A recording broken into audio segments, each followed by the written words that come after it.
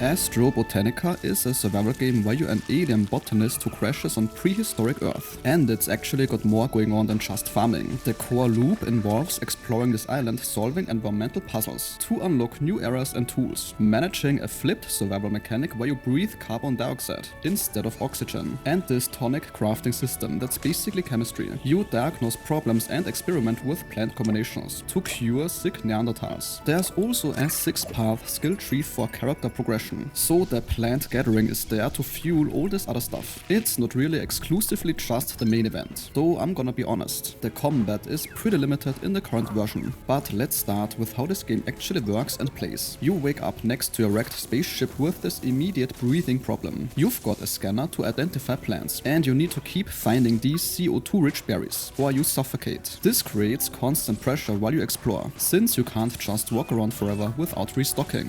The exploration and puzzle solving takes up a good chunk of gameplay. You are climbing around this prehistoric island, doing parkour between platforms to reach collectibles, solving some orb puzzles where you push spheres into specific slots, matching symbols to unlock gates, and these juice squeezing contraptions where you extract liquid from certain plants. We have also seen caves with trap triggers that shoot spikes at you. Now, solving these puzzles gives you knowledge points and also reveals treasure chests containing totem parts, which you then need to unlock new tools like the pickaxe.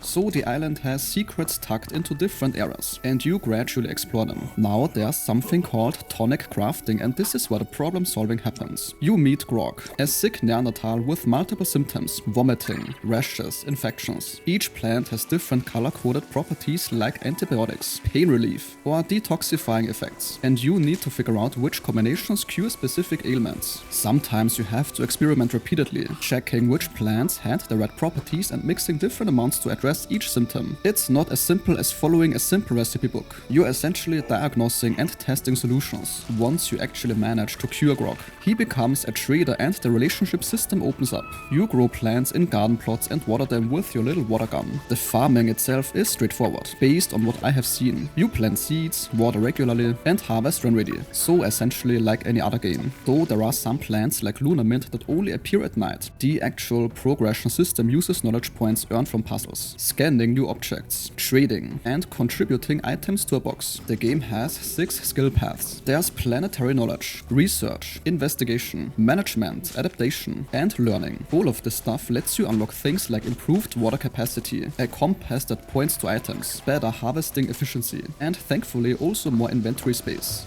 Now, as for the combat, the island has creatures roaming around. For example, dodos that chase you, the crabs on the beach, and also these poison-spitting plants. Here's where the game, at least in my experience, feels incomplete. You mostly just run away from everything. I tried to fight crabs and tame dodos, but couldn't really do much. So the creature interaction seems pretty shallow right now. Building exists and it's pretty basic. Once you get the pickaxe, you collect clay and wood to construct walls, floors, roofs, and chests. The game is gonna be in early access with just this one island. The developers plan to add a full campaign, new locations, co-op multiplayer, and more content over 1 or 2 years. Right now it's a decent foundation but feels limited. The exploration and puzzle solving is engaging. The tonic crafting has real depth, and the CO2 survival mechanic creates different pressure than normal survival games. And this sentence concludes today's video. If your time was respected, a like or comment is very much appreciated.